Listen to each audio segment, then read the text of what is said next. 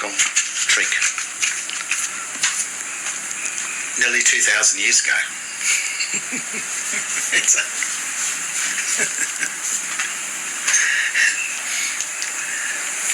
court documents, your driver license, your banking contracts, your cards, your bank cards, your credit cards, everything in it, your names that are on all of these cards and on all of these banking contracts, your names are written in this all uppercase text language, which completely destroys your name. And they've kept this world going for the last 2,000 years. And I guess you can end it, but you have to step out of the world of the dead. You have to let go all of those legal titles, and you have to come back to the Christian name that is the only true, real name that exists. It's the only name on your birthing certificates, even though they're fraud. That's all you've got.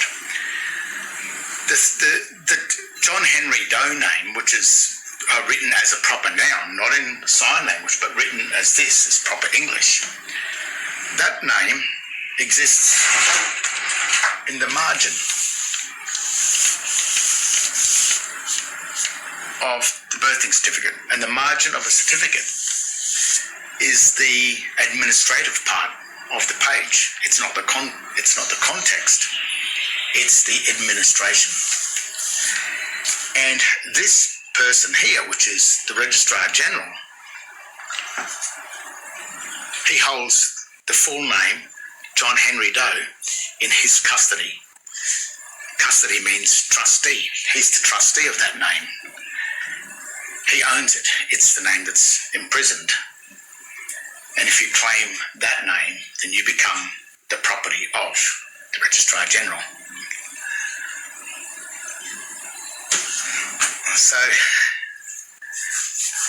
it's up to each and every one of us to work out what's going on and to work out how to step out or off this, not even off this trusteeship, but step from the debtor of the debtor back into the creditor of the first debtor.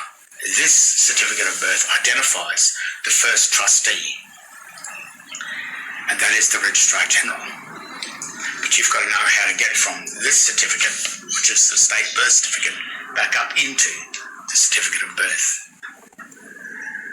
And the way to do that is to start questioning them about the fraud.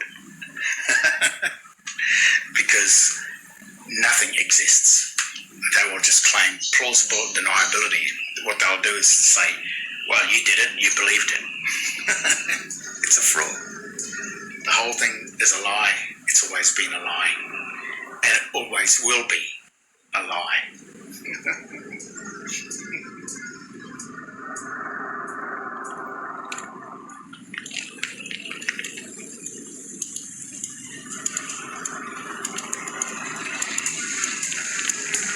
Is purgatory existing in the margin of the covenant?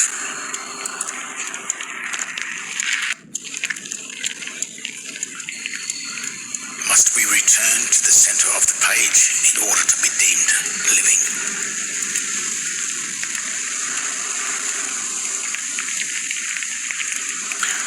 Are we all governed by the four corners of the flat universe of paper, the flat world of written contracts, where grammar is the master, grammar is God? There are two worlds, two jurisdictions, the house of life and the house of knowledge. One is truth, the other is a lie, and they both exist on paper. There are two languages.